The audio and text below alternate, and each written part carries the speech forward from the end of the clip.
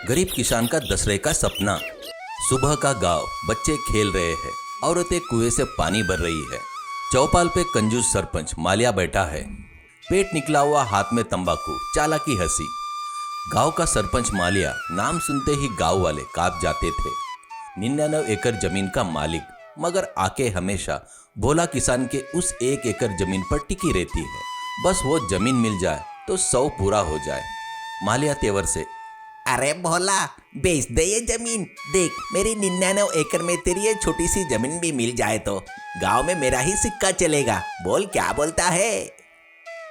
भोला गुस्से को दबाकर, सुनिए मालिया जी, ये जमीन मेरे बाप दादा की निशानी है। चाहे जान चली जाए पर इसे बेचने का नाम मत लेना और फिर से अगली बार ये सब मत पूछना।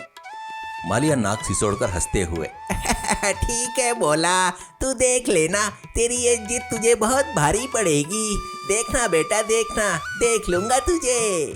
वो धमकी भरे अंदाज में चला जाता है। भोला का घर टूटी फूटी झोपड़ी, पत्नी चूल्हे पर रोटी सेक रही है। तभी भोला की नन्ही बेटी दौड़कर आती है। पिताजी, इस बार दशहरे पर मुझे नए कपड़े और मिठाइयाँ चाहिए। सब बच्चे के पास रहते हैं, पर मेरे पास क्यों नहीं? भोला गोदी में उठाकर प्यार से, अरे मेरी राजकुमारी, इस बार तुझे अच्छे कपड़े और ढेर सारी मिठाइयाँ दिलवाऊंगा, ये मेरा वादा है। पत्नी आकर ताना मारती है, अरे सुनते हो, घर में खाने का सामान नहीं है और आप कपड़े मिठाई के वादे कर रहे हो। पहले फसल बेचोगे तो कुछ आएगा ना। भोला दृढ़ता से, इस बार फसल अच्छी होगी, उन पैसों से हम भी दशहरा बहुत अच्छे से मनाएंगे।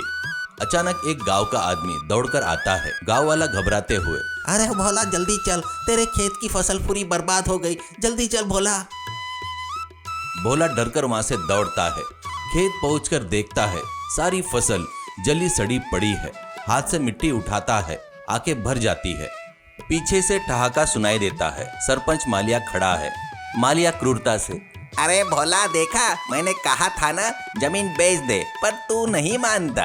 अब भुगत, अगली बार फिर कोशिश करेगा तो और बुरा होगा, देख लेना। भोला समझ जाता है कि यह मालिया की चाल है। आंखों में आंसू, दिल में आग। भोला गुस्से में मन में, मालिया, मैं तुझे सबक सिखाकर रहूंगा, वरना तू गांव को लूट लेगा। कुछ न कुछ करना होगा। भोला अकेला खेत में बैठा हुआ आसमान की ओर देखता है। भोला रुंधे स्वर में, हे भगवान, क्या मेरी बेटी को नए कपड़े और मिठाई नसीब नहीं होंगे? क्या गरीब का सपना सपना ही रह जाएगा? तभी अचानक डमरू की आवाज सफेद दाढ़ी वाले बाबा वहां से गुजर रहे थे। वो भोला को देखकर, अरे बेटा, क्या इतना दुखी है? क्या हुआ? क्या सोच रहा है? मुझे भी कुछ बता। भोला चौंक कर बाबा की तरफ देखता है और वो सारी बात बाबा को बता देता है।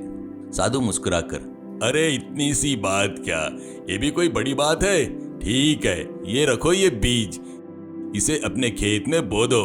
इससे ऐसी फसल होगी जिसे कोई नुकसान नहीं पहुंचा सकेगा, और अगर कोई करेगा तो धरती का राक्षस प्रकट हो जाएगा। ठीक है बेटा, अब मैं चलता हूँ, तेरा सब भला हो। भोला हाथ जोड़ता है और बाबा वहां से चले जाते हैं। भोला खेत में बीज बोता है और रोज पानी डालता है। फसल तेजी से बढ़ने लगती है। हरे भरे खेत देखकर गांव वाले हैरान हो जाते हैं। एक गांव वाला, अरे वाह, भोला के खेत में तो चमत्कार हो गया, इतनी बढ़िया फसल कभी नहीं देखी थी। वाह भोला वाह, तेरी मेहनत रंग लाई। मालिया दूर से देखता है, दांत पीसते हुए, ये कैसे हो गया? ठीक है बेटा, मैं तुझे छोड़ूंगा नहीं। आज रात में फिर से जहर डालकर सब खेल खत्म कर दूंगा। रात का समय मालिया हाथ में जहर की बोतल लेकर चुपके से खेत में घुसता है। जैसे ही जहर छिड़कने जाता है, मिट्टी से जोरदार आवाज आती है। एक विशाल नाग निकलता है। नाग फुसफुस करता हुआ मालिया पर हमला करने जाता है। मालिया के हाथ से बोतल गिर जाती है।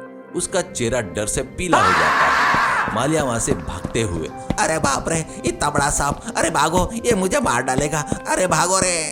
वो उल्टा सीधा भागते हुए खेत की मोड़ से लुढ़ककर कीचड़ में गिर जाता है। वहां पर एक गांव वाला उसको दौड़ता हुआ देखकर, अरे देखो, गांव का सरपंच तो कीचड़ में रावण बन गया है। इसे ऐसा ही चाहिए। मालिया शर्म से भाग जाता है और कसम खाता है कि कभी भोला को परेशान नहीं करेगा। भोला अपनी पूरी फसल बेच देता है। घर आता है, बेटी को नए कपड़े और मिठाई लाकर देता है। पूरा परिवार मिलकर दशहरा मनाता है। बेटी खुश होकर, पिताजी ये सबसे अच्छा दशहरा है। हाँ बेटा, मेहनत और सच्चाई की जीत हमेशा होती है। लालच और झूठ कितना भी बड़ा क्यों न हो, अंत में बुराई का दहन होता है।